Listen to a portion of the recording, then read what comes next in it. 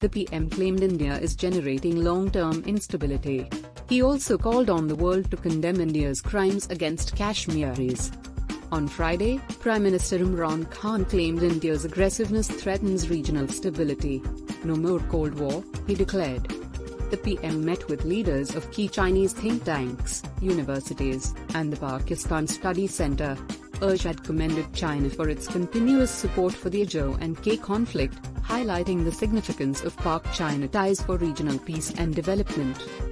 During the discussion, the role of Pak-China ties in regional stability and development was addressed. Prime Minister Imran stated the current Indian administration is fostering regional instability. Indian crimes continue in IIOJ&K. The world should be aware of India's crimes against Kashmiris, he said. The Prime Minister said President Xi Jinping's Belt and Road Initiative was vital for the region's growth, with the first phase focusing on infrastructure and connectivity.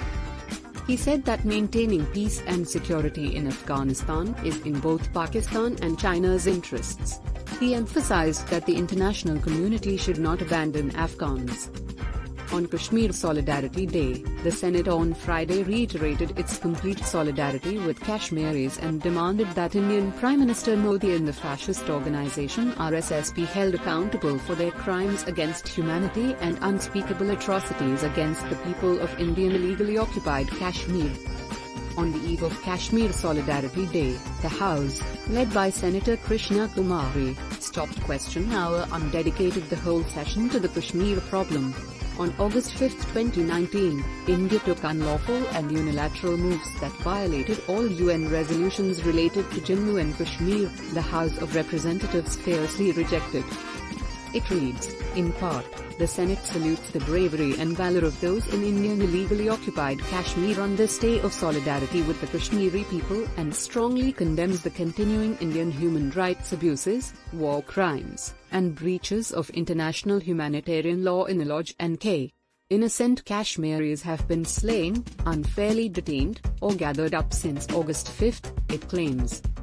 The resolution reminds India that even the greatest acts of state terrorism would not break the will of the Kashmiri people or destroy their rightful resistance. Demands that Prime Minister Modi and the fascist RSS fascist organization be held responsible for their crimes against humanity against the defenseless people of Indian illegally occupied Jammu and Kashmir, IIOJ&K. Exhorts the Indian government to cease murdering Kashmiri youth in bogus encounters and cordon and search operations. Demands the immediate release of all political prisoners in IIOJ&K and denounces the unlawful Indian initiatives to alter the demographic structure of the occupied region. India's belligerence, stubbornness, and blatant continuation of brutality towards Kashmiris, including the possibility of genocide, is noted. In addition, the resolution assures our Kashmiri brothers and sisters that the people, government, and Parliament of Pakistan will always stand firm with their Kashmiri brothers and sisters in their just struggle until the dispute is resolved according to the Kashmir's wishes. During the debate on Kashmir conflict, Dalit Senator Keshubai also presided over the proceedings for quite some time and was greeted by the lawmakers from both sides of the aisle by banging of desks. Mr. Miyarazar Rabbani criticized the silence of the international community, including the United Nations and UN authorities, on the uncounted Indian crimes against the people of occupied Kashmir, especially children, where rape was utilized as a war crime. In light of the current circumstances in the area, where the US was seeking to make India the region's policeman to restrain China, he said that India was free to do anything it pleased. Senator Mushahid Hossain Saeed praised the debate on Kashmir, the nuclear program, and CPEC. The New York Times reported an Indian writer as saying in today's India, RSS's state and an infrastructure of fascism is being constructed.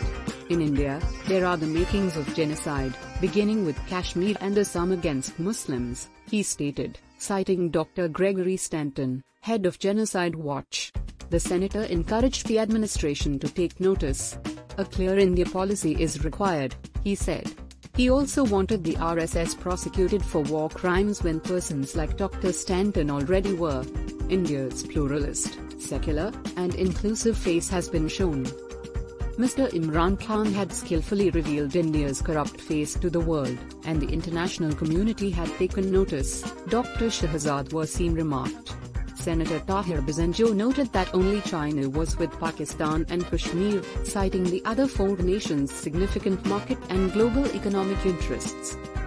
The opposition leader, Yusuf Raza Gilani, decried the continued savagery in Kashmir and asked that India reverse its August 5, 2019 decision to normalize ties with Pakistan. Arsam Nazir Trar of the PMLN questioned if we had adequately advanced our foreign policy following the August 5 incidents. The chair said a copy of the resolution signed by the Senate chairman would be submitted to Global Parliament presidents and the UN Secretary General. A FIR filed in London against the Indian Army commander and the Home Minister, according to Senator Mushtaq Ahmed, should be emphasized.